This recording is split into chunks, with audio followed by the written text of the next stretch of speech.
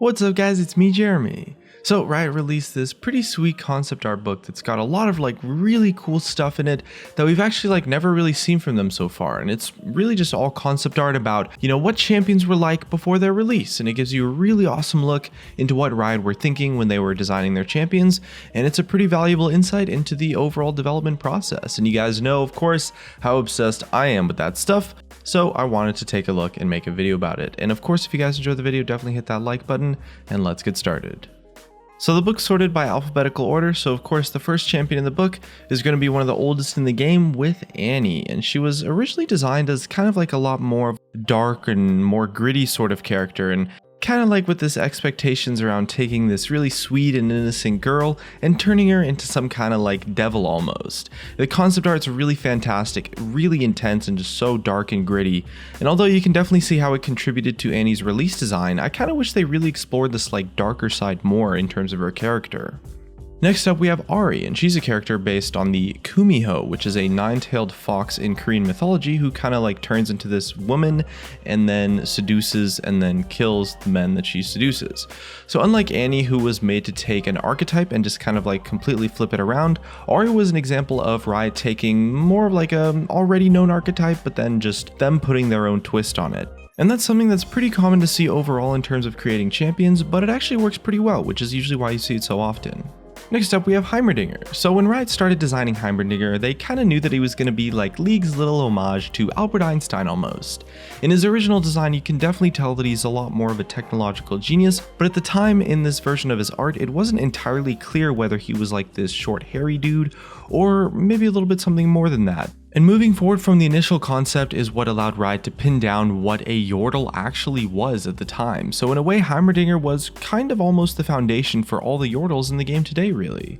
It's kind of sweet to see how one concept art ended up producing an entire species of characters that would go on to become some of the most loved, or I guess hated, champions in the game.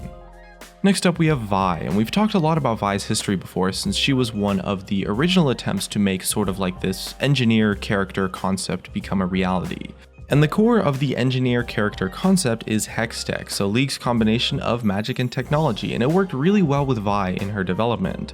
Hextech's meant to be sort of a tool that anyone can really use to compete with some of the crazy powerful magical beings in the world of Runeterra, and it meshes really well with Vi's I don't really give a shit kind of attitude. One thing this concept art really shows us though is that this power kinda comes with a price, but overall it's a really awesome look into the world behind the game that you don't really just get while you're playing it.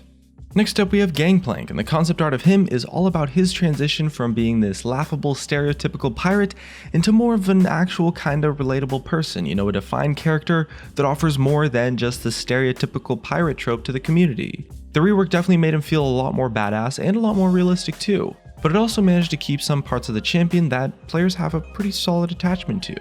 It's important for Riot that a rework doesn't really isolate players that love the pre-rework version, so keeping those important parts is really crucial to the rework's success, and Riot pulled it off quite well with Gangplank. Nar's concept art actually started out with him looking like a tiny little Cubone-like character almost, like a little creature kind of guy wearing or maybe carrying skulls. The main idea for his design was to create more of a cute and playful sort of character that could kind of explode into this huge kind of monstrous guy. So Riot decided the best way to capture that was to almost make him look out of place when compared to the other Yordle champions. This gave way to the idea that he would be this prehistoric Yordle figure from before they had evolved into more refined creatures. It's a really interesting concept because it puts Gnar in a really awesome spot as Yordle, and it kind of makes you wonder if maybe the other Yordles lost the ability to go mega as they grew more intelligent over the years. Next up we're looking at Tryndamere, who is based on a little bit more of a simpler archetype. He's kind of a fairly typical barbarian sort of character. He's got these huge muscles, big sword, got some anger issues, that sort of thing. Riot likes to draw from real world inspiration quite a lot and then kind of just crank it up to the max, turn that dial up to 11, and for Tryndamere that meant taking the whole barbarian rage sort of idea and turning it into a way to survive even when you should definitely be dead. Next up in the art book is Ekko, and it's a really awesome one because until his release we had all these Zonite champions that were kind of just evil, or at least like really dark and gritty and grimy almost compared to like the rest of the champion roster. So Ekko was meant to show that even though Zon was kind of painted as like the opposite of Piltover and really gave off this sort of like bad guy kind of feel almost, there's still a lot of good and a lot of warmth and intelligence in Zon if you just know where to look, even if it comes in the form of a playful little punk teenager.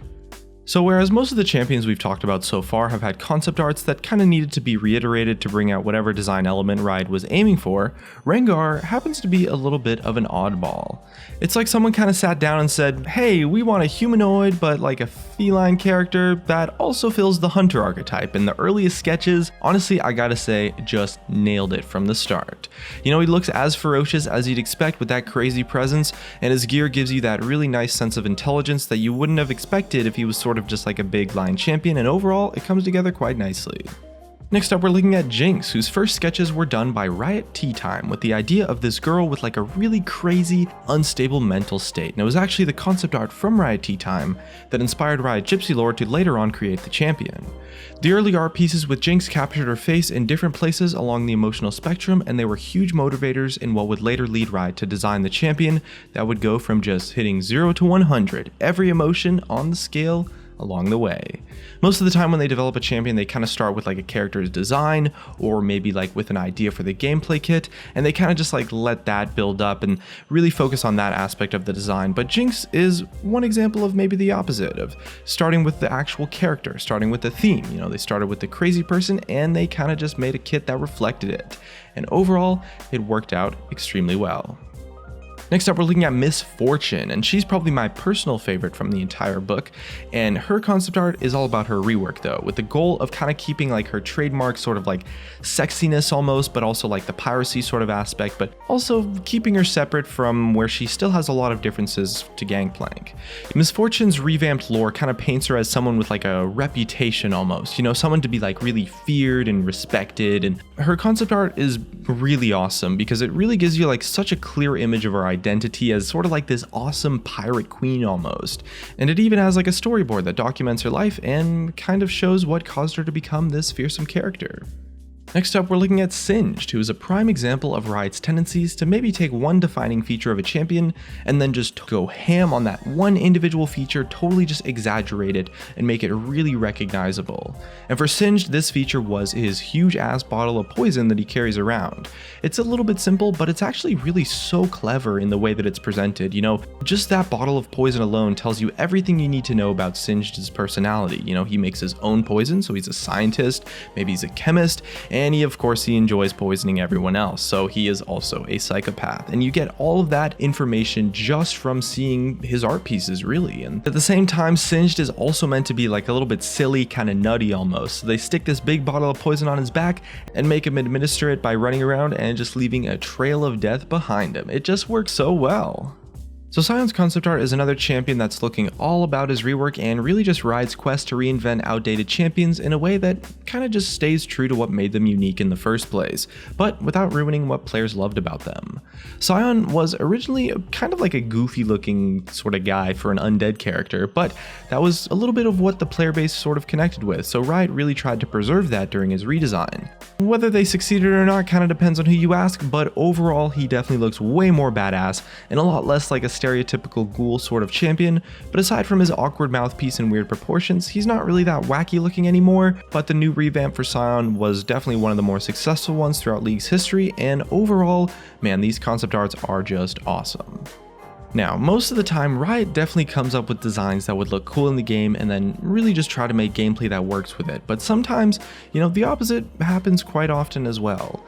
And for Braum, his persona was created as a solution to the problem with CC. So CC was a character who was like a female engineer that used this huge shield to support her team, but the kit just didn't mesh that well with the character design. And so Riot fixed the problem by coming up with a whole new character and theme for the gameplay concept of Braum, you know, this stoic defender with a really warm smile from Freljord who just loves everyone. And last up, we're taking a look at Sona, and her concept art actually reveals quite a lot, that she was first imagined as like a techno genius way before she even got the DJ Sona skin.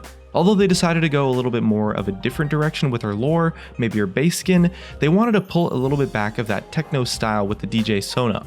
So the challenge was kind of like finding a way to do it that really didn't make it all that different from Sona overall. You know, champions still do have to be recognizable in a game even with their skins. So the solution was to take something else that no champion really has and turn it into a defining feature for Sona, kind of like they did with Singed as Poison. And for Sona, that happened to be her massive pigtails. It's always really awesome to see these sort of behind the scenes kind of stuff from Riot, and these art pieces were honestly such an awesome way to deliver that information. So, you know, huge props to Riot for putting it together, and apparently this is just volume 1, which means we might actually be getting more in the future, so that's great to hear as well. Anyway, looks like that's gonna be it for me. If you guys enjoyed the video, drop a like, subscribe if you want. Thanks for watching, and I'll see you guys next time.